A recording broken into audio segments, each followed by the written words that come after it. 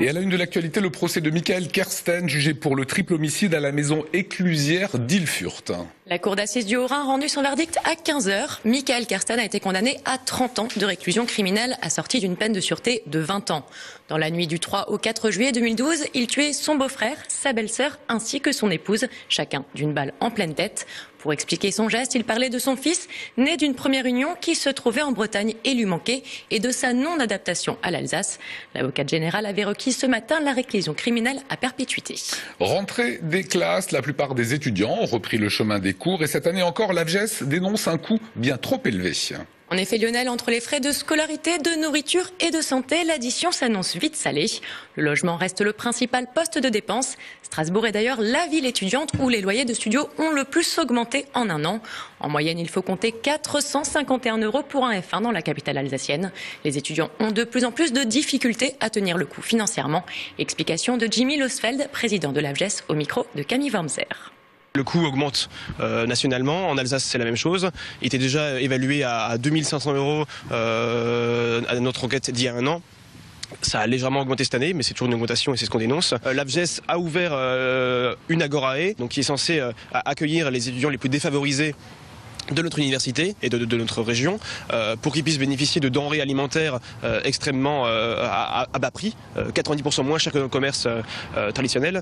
Et j'ai envie de dire malheureusement, ce projet d'Agorae marche puisqu'on a de plus en plus de bénéficiaires. Et je dis malheureusement parce qu'on on peut se féliciter de la réussite de la mise en place du dispositif, mais ça démontre quand même qu'il y a un vrai problème de paupérisation dans le milieu étudiant. Et bien aujourd'hui, le Crous ne répond plus du tout à l'attente des étudiants. Et nous, on dénonce cette situation et on essaie de ramener un petit peu les choses à l'équilibre. En attendant le départ du rallye de France-Alsace, Alsace 20 vous amène tous les jours dans les coulisses. Et aujourd'hui, place au parcours de reconnaissance des pilotes. Ils ont pu tester les spéciales, repérer les difficultés et préparer leur conduite pour les courses à venir. Pour l'occasion, les premiers fans étaient déjà au rendez-vous. Comment se sentent les pilotes à J-1 du départ? Réponse avec Émilie Jaffrat. Je suis à fond pour l'équipe Volkswagen avec Jari Matti, Andreas Mikkelsen, Sébastien Ogier et bien sûr les co-drivers à chaque fois. Les fans se sont levés tôt ce matin pour venir rencontrer leur pilote au col de la Charbonnière. Les reconnaissances, c'est l'idéal pour partager un moment privilégié avec les stars du volant, prendre une photo ou faire signer des autographes.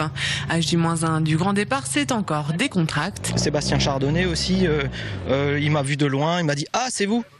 À force d'échanger sur les réseaux sociaux, on finit par créer un lien virtuel, mais on peut le concrétiser dans ces cas-là. C'est super. Il y avait, les voitures étaété placées sur une bonne distance, les unes derrière les autres, donc il y avait moyen d'accéder facilement aux pilotes. Wir möchten das Rennen sehen, wir möchten uns mit den Fahrern, Beifahrern etwas unterhalten. Und es ist eigentlich eine gemütliche Sache, kein so Hektik und Stress wie bei der Rallye. Früher haben wir das gemacht, aber jetzt, man hat so viele Unterschriften schon und braucht man jetzt nicht mehr. Cette année, pas de Sébastien Labissi. Du côté des fans, on attend Sébastien Ogier ou encore le jeune belge Thierry Neuville. Et côté pilote, love ou pas, cela n'enlève rien au charme de ce rallye. I know the French people have a big passion for rally sport, and then of course Sébastien Ogier is here, so there's, I believe French people will come to watch him. Moi, ça me changerait. Hein. Quand j'ai commencé le rallye, il n'en faisait pas encore, donc c'est pas par rapport à lui que j'ai commencé.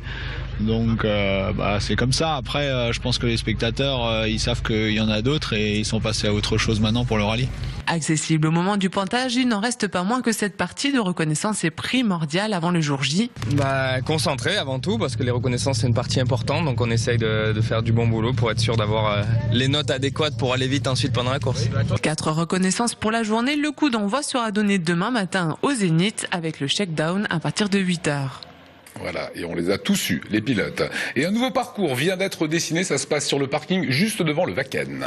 Et oui Lionel, plus de 15 000 personnes sont attendues demain au Wacken pour les premiers tours d'essai et la cérémonie d'ouverture. Les derniers préparatifs étaient en cours aujourd'hui. Reportage de Camille Wormser.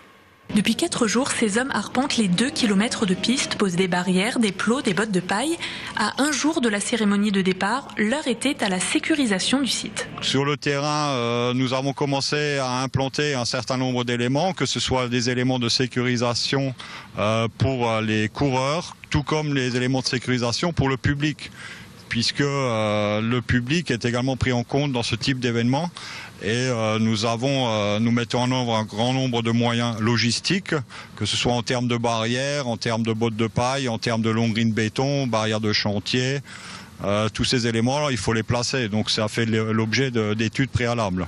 L'année dernière, plus de 240 000 personnes étaient venues assister à l'événement, une affluence qui nécessite de prendre en compte le moindre détail.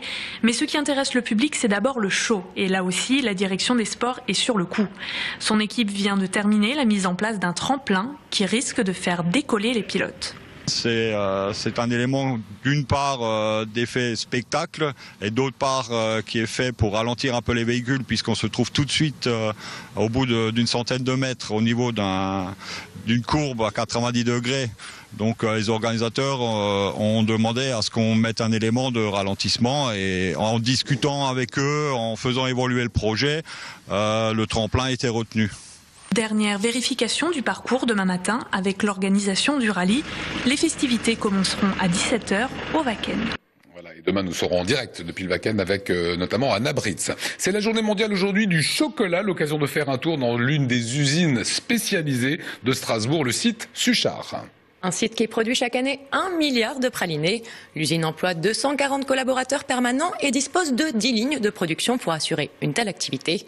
Avec plus de 80% de sa production exportée, le savoir-faire de l'usine strasbourgeoise est reconnu dans toute l'Europe. Technologie et innovation sont les mots d'ordre. On écoute Vincent Eusna, directeur du site Suchard.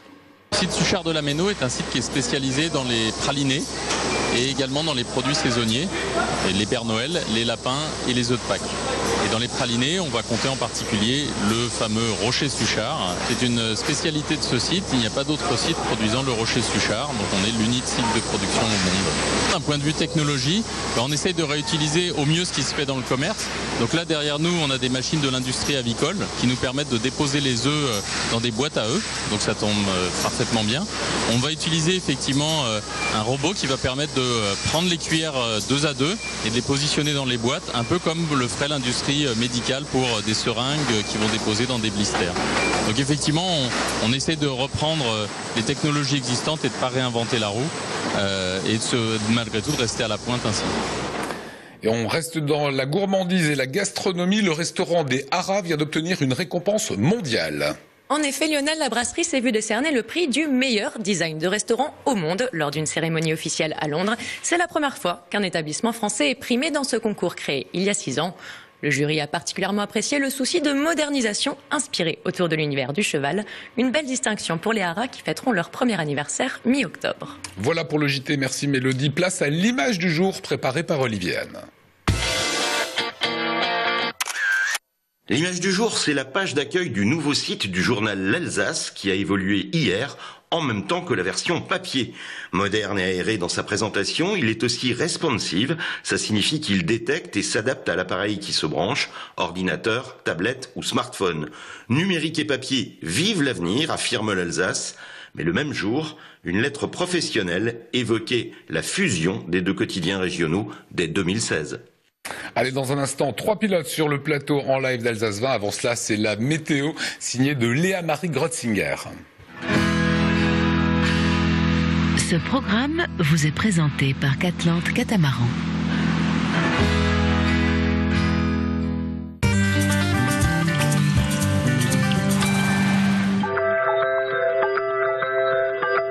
Bonsoir à tous, quelle bonne surprise! L'anticyclone du mois d'octobre a chassé la pluie initialement prévue aujourd'hui et il continue sur sa lancée en nous offrant du soleil demain. Malgré tout, quelques nuages inoffensifs pèseront dans le nord de la région, notamment sur l'agglomération strasbourgeoise. Côté Mercure, pas de grande surprise, la minimale sera de 14 degrés dans le Haut-Rhin et comptez 15 degrés pour le Bas-Rhin. L'après-midi, le soleil continue de se découvrir pour nous faire profiter de ses rayons, mais aussi de sa chaleur. En effet, les températures seront agréables, la minimale sera de 20 degrés pour le Haut-Rhin et comptez encore une fois 1 degré supplémentaire pour le Bas-Rhin. Vendredi, le ciel reste bleu, les températures moyennes seront de 23 degrés dans le Bas-Rhin, comptez 21 degrés dans le Haut-Rhin et 20 degrés chez nos amis allemands et suisses. Demain, nous serons le jeudi 2 octobre 2014, nous fêterons les légers. Le soleil se lèvera à 7h32 pour aller se coucher à 19h08. Nous perdons donc 4 minutes de soleil. Je vous souhaite une très bonne soirée sur Alsace 20.